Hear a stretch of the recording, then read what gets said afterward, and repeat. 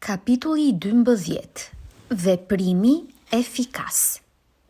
Duhet ta përdorësh mendimin tënd sipas udhëzimeve në kapitujt e kaluar dhe të fillosh ta bësh ato që mundesh aty ku je dhe duhet të bësh gjithë çka mund të bësh aty ku je. Mund të përparosh vetëm duke qenë më i madh se vendi aktual. Dhe asnjë njeri që e lë pa e kryer ndonjë punë në lidhje me vendin aktual nuk mund të jetë më i madh se ai vend. Bota përparohet vetëm nga ata që i të mbushin vendet e veta aktuale. Po të mos e mbushte asnjë njeri vendin e vet aktual, mund ta shohësh se patjetër ka prapashkuarje në gjithçka. Ata që nuk i mbushin krejtësisht vendet e veta aktuale, janë barë e vdekur ndaj shoqërisë, qeverisë, tregtisë dhe industrisë. Ata duhet të barten nga të tjerët me shpenzime të mëdha. Përparimi i botës ngadalësohet vetëm nga ata që nuk i mbushin vendet që po i mbajnë. Ata i takojnë një epoke të mëparshme dhe një faze apo rrafshi më të ulët të jetës. Dhe prirja e tyre është ka degenerimi. Asnjë shoqëri nuk do të mund të përparonte nëse secili njeri do të ishte më i vogël se vendi i vet. Evolucioni shoqëror udhëzohet nga ligji i evolucionit fizik dhe mendor. Në botën e kafshëve, evolucioni shkaktohet nga teprimi i jetës. Kur një organizëm ka më shumë jetë se sa që mund të shprehet në funksionet e rrafshit të vet, ai zhvillon organet në një rrafsh më të lartë dhe zë fill një lloj i ri. Kurrë nuk do të kishte lloje të reja po të mos kishte organizma që i kanë të mbushur vendet e veta. Ligji është saktësisht i njëjtë edhe për ty. Pasurimi yt varet nga aplikimi yt i këtij principi në çështjet e tua. Çdo ditë është ose ditë e suksesshme ose ditë e dështimit, dhe janë ditët e suksesshme ato që ta japin atë që e do. Nëse çdo ditë është dështim, nuk mund të pasurohesh kurrë, ndërsa nëse çdo ditë është sukses, nuk mund të dështosh të pasurohesh. Nëse ka diçka që mund të bëhet sot dhe nuk e bën, ke dështuar sa i përket asaj gjëje, dhe pasojat mund të jenë më katastrofike se që e imagjinon. Nuk mund t'i parashikosh rezultatet as të veprimit më trivial. Nuk e di funksionimin e të gjitha forcave që janë nisur të lëvizin për interesin tënd. Shumë çka mund të varet nga ti që ta bësh ndonjë veprim të thjesht, mund t'jetë pikërisht gjëja që e hap derën e shansit për mundësi shumë të mëdha. Kur nuk mund t'i dish të gjitha kombinimet që po i bën për ty inteligjenca supreme në botën e gjërave dhe të çështjeve njerëzore. Shpërfillja apo dështimi yt ta bësh ndonjë gjë të vogël mund të shkaktojë vonesë të gjatë në marrjen e asaj që e do. Bëje çdo ditë krejt atë që mund të bëhet atë ditë. Por është një kufizim apo kualifikim i kësaj që u tha që duhet ta marrësh parasysh.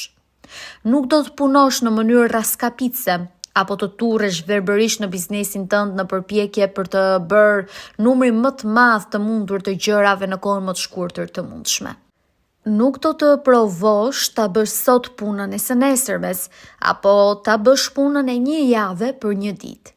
Në të vërtet nuk çon pesh numri i gjërave që i bën, por efikasiteti i secilit veprim të veçantë. Secili veprim në vete është ose sukses ose dështim. Secili veprim në vete është ose efektiv ose jo efikas. Secili veprim në vete është ose dështim ose sukses. Sa më shumë gjëra që të bësh, aq më keq për ty nëse të gjitha veprimet e tua janë jo efikase. Në anën tjetër, secili veprim efikas është sukses në vete, dhe nëse secili veprim i jetës tënde është efikas, tërë jeta jote duhet të jetë sukses. Shkaku i dështimit është bërja e shumë gjërave në mënyrë jo efikase dhe mosbërja e mjaft gjërave në mënyrë efikase. Do ta shohësh se është propozicion vet evident se nëse nuk bën fare veprime jo efikase dhe nëse e bën një numër të mjaftueshëm të veprimeve efikase, do të pasurohesh. Nëse tash është e mundur ta bësh efikas secilin veprim, prap e sheh se marrja e begative reduktohet në shkencë eksakte si matematika.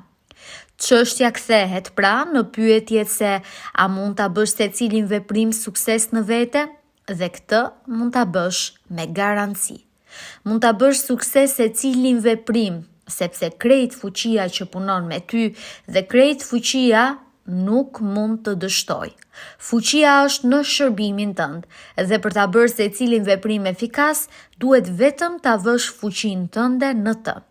Secili veprim është ose i fortë ose i dobët, dhe kur secili është i fortë, je duke vepruar në mënyrën e garantuar që do të pasuroj.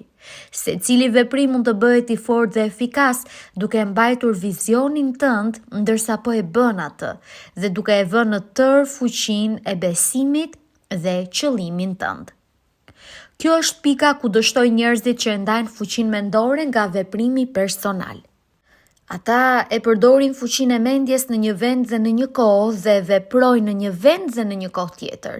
Pra, veprimet e tyre nuk janë të suksesshme në vete. Tepër shumë nga to janë jo efikase.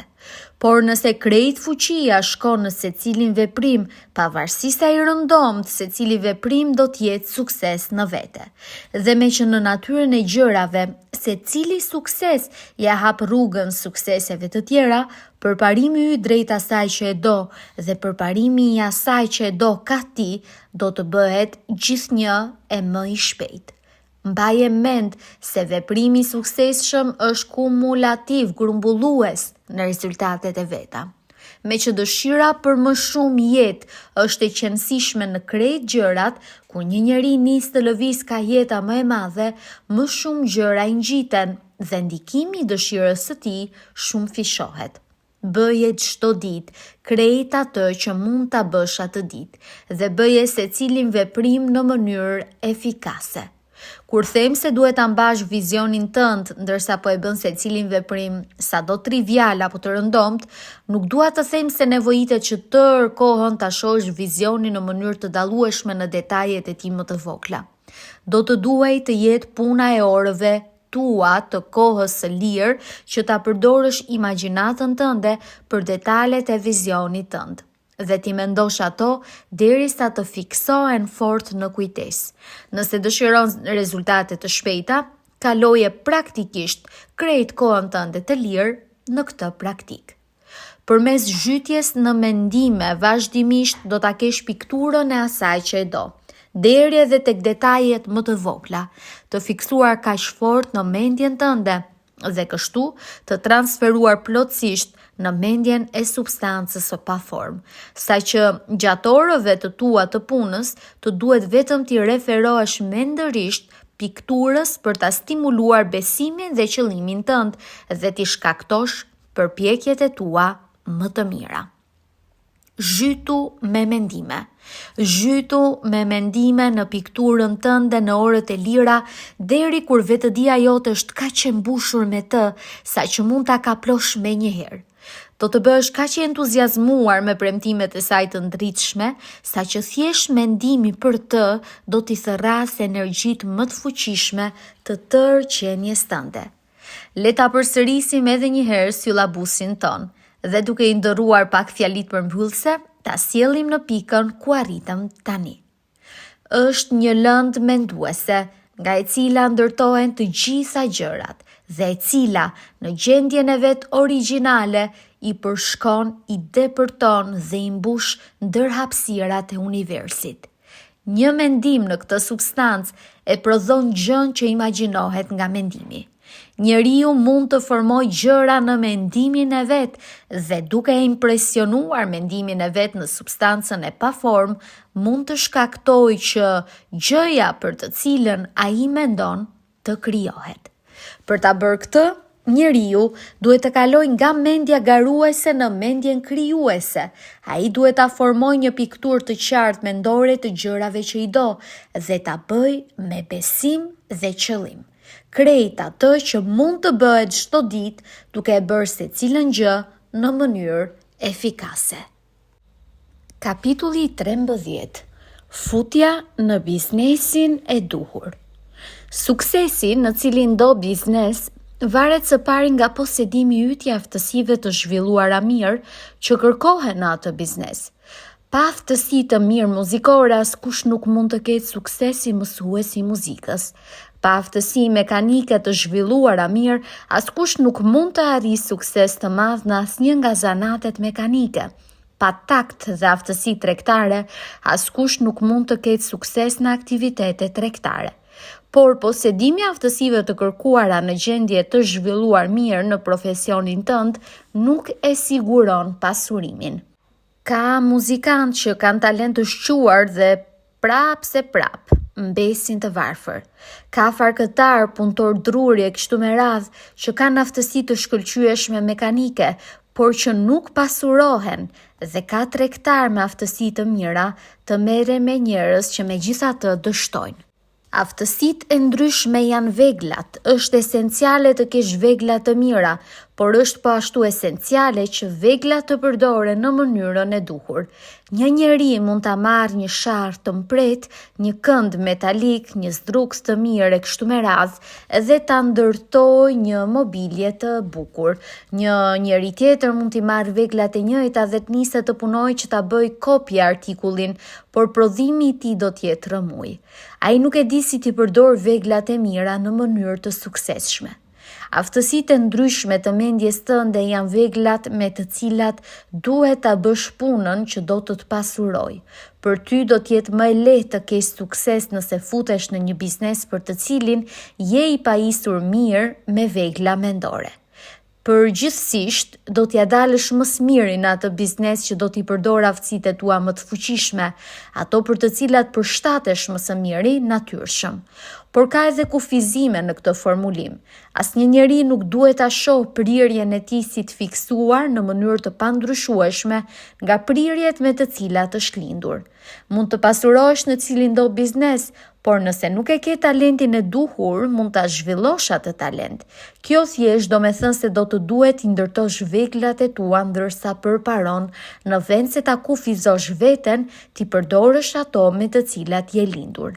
Do të jetë më lehtë për ty të kesh sukses në një profesion për të cilin tashmë i ke talentet në gjendje të zhvilluar mirë, por mund të kesh sukses në cilindo profesion me që mund të zhvillosh cilindo talent fillestar dhe nuk ka talent të cilin nuk e ke të paktën në gjendje fillestare. Nga pikpamja e përpjekjes, më së lehti do të pasurohesh nëse e bën atë për cilën përshtatesh më së miri. Por do të pasurohesh në mënyrën më të kënaqshme nëse e bën atë që e dëshiron ta bësh. Të bësh atë që dëshiron ta bësh është jetë dhe nuk ka kënaqësi të vërtet në të jetuar nëse detyrohemi që gjithnjë të bëjmë diçka që nuk na pëlqen ta bëjmë. Dhe kur nuk mund ta bëjmë atë që duam ta bëjmë. Dhe është e sigurt se mund ta bësh atë që dëshiron ta bësh. Dëshira për ta bërë këtë është vërtetim se brenda vetes e ke fuqinë që mund ta bëj atë. Dëshira është manifestim i fuqisë. Dëshira për të bërë muzikë është fuqia që mund të bëj muzikë që po kërkon shprehje dhe zhvillim. Dëshira për të shpikur pajisje mekanike është talenti mekanik që po kërkon shprehje dhe zhvillim. Aty ku nuk ka fuqi, qoftë të zhvilluar apo të pa zhvilluar, për ta bërë një gjë, nuk ka kur asnjë dëshirë për ta bërë atë gjë. Dhe aty ku ka dëshirë të fuqishme për ta bërë një gjë, kjo është vërtetim i garantuar se fuqia për ta bërë atë gjë është e fuqishme dhe vetëm kërkon të zhvillohet dhe të aplikohet në mënyrën e duhur. Nën kushte të barabarta, më së miri është ta zgjedhësh biznesin për të cilin e ke talentin më të mirë të zhvilluar. Por nëse e ke dëshirë të fuqishme, të angazhohesh në çfarëdo linje të caktuar të punës, do të duhet ta zgjidhja atë punë si qëllimin vendimtar ka i cili synon. Mund ta bësh atë që dëshiron ta bësh dhe është e drejtë dhe privilegji yti ta ndjekësh biznesin apo punën që do të jetë më e pëlqyeshmja dhe më e kënaqshmja.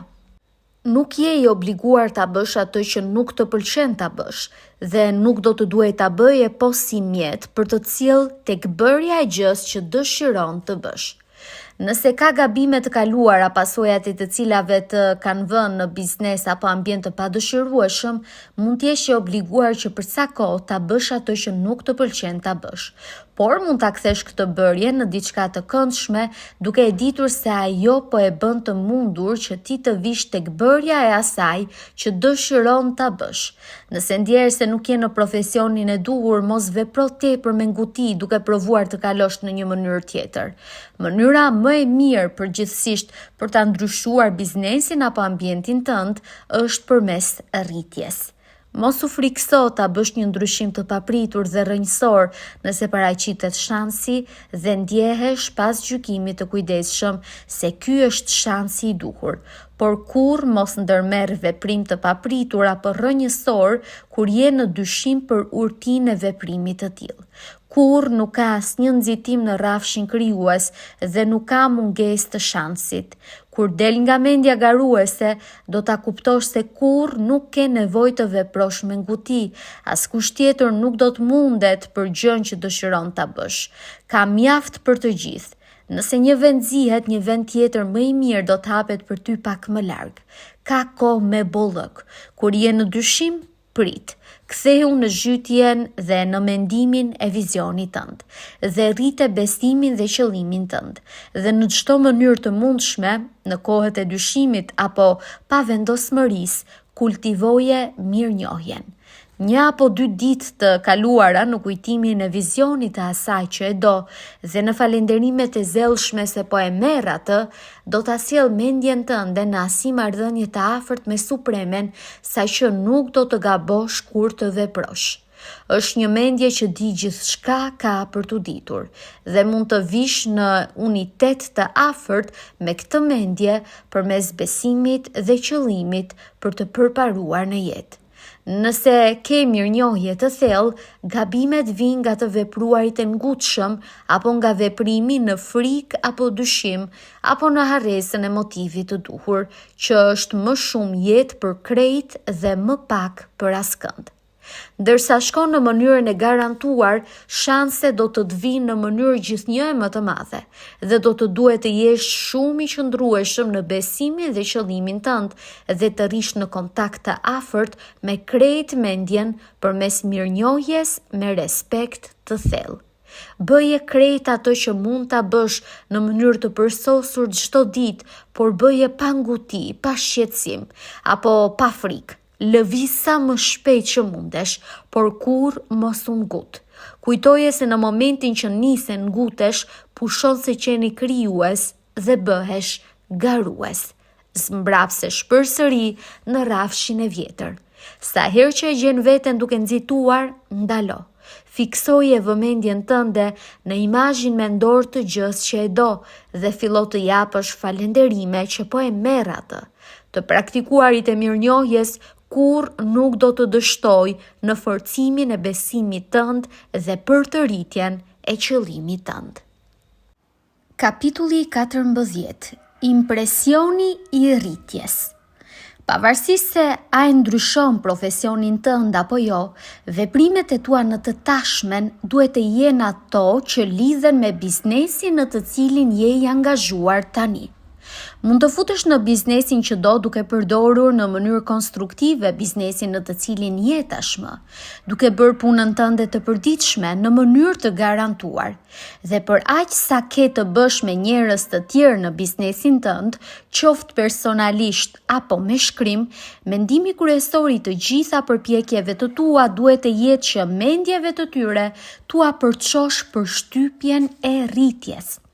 Rritja është ajo që po e kërkojnë të gjithë burrat dhe gratë.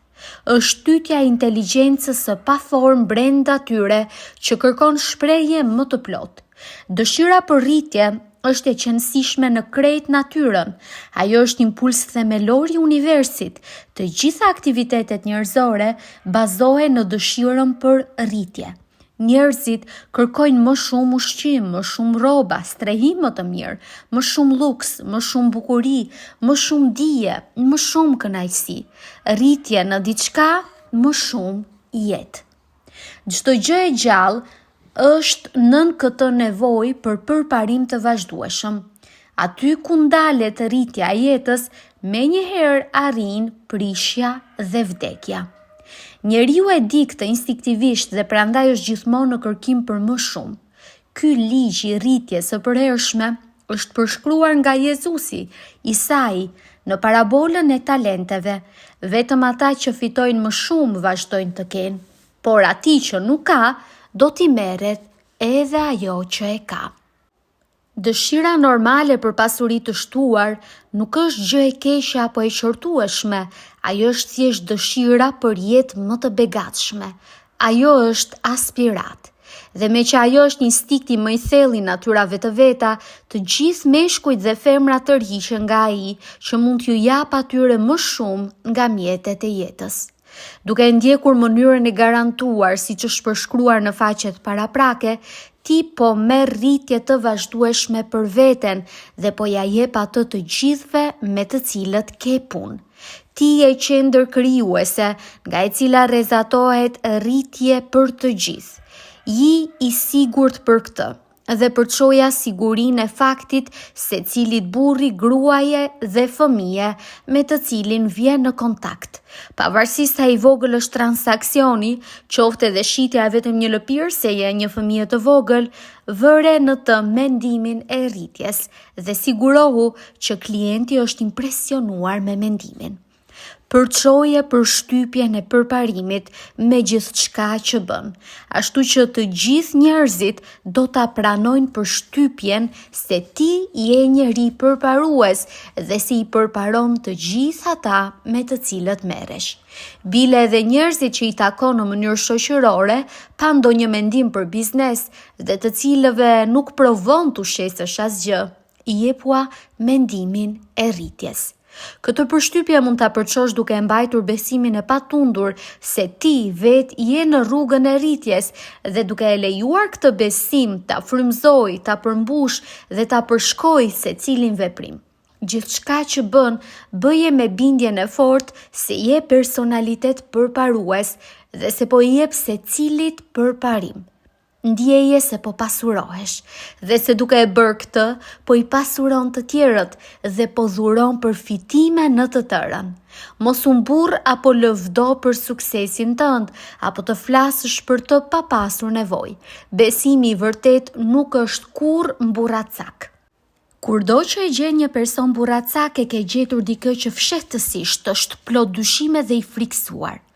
Thjesht ndjeje besimin dhe lëre të punoj në secilin transaksion.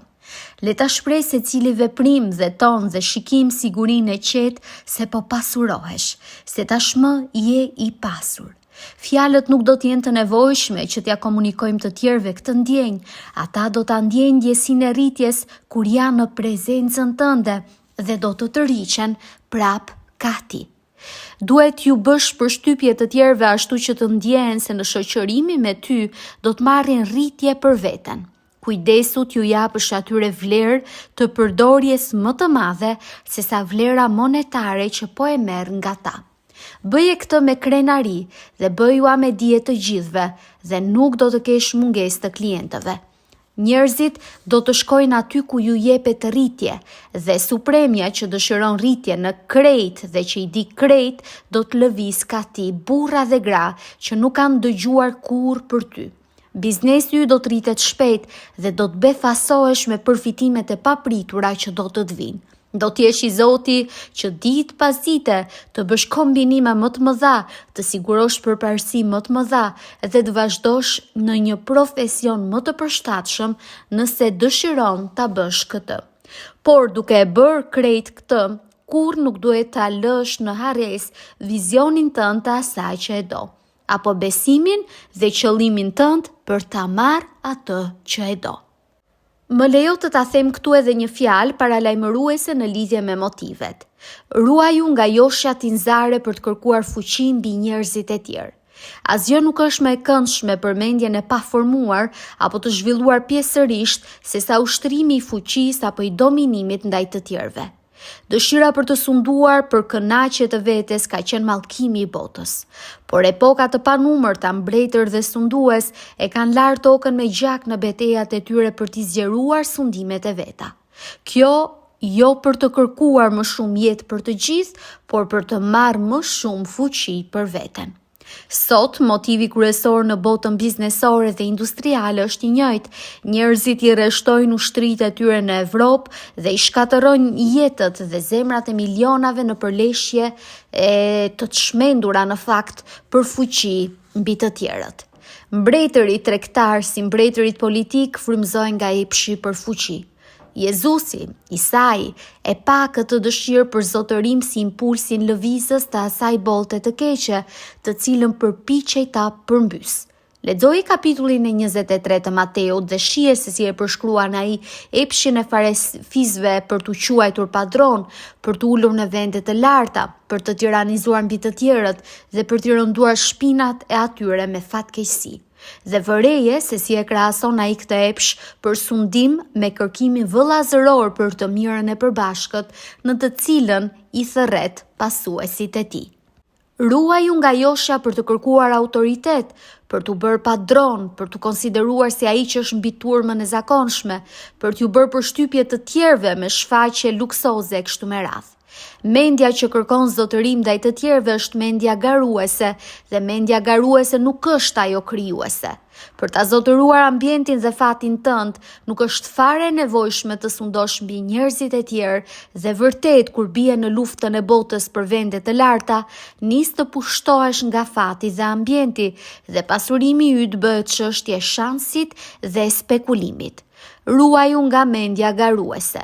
Nuk mund të formulojë deklarat më e mirë për principin e veprimit krijues se sa deklarimi i parapëlqyer i personit të njohur si rregulla e artë. Jonesit nga Toledo.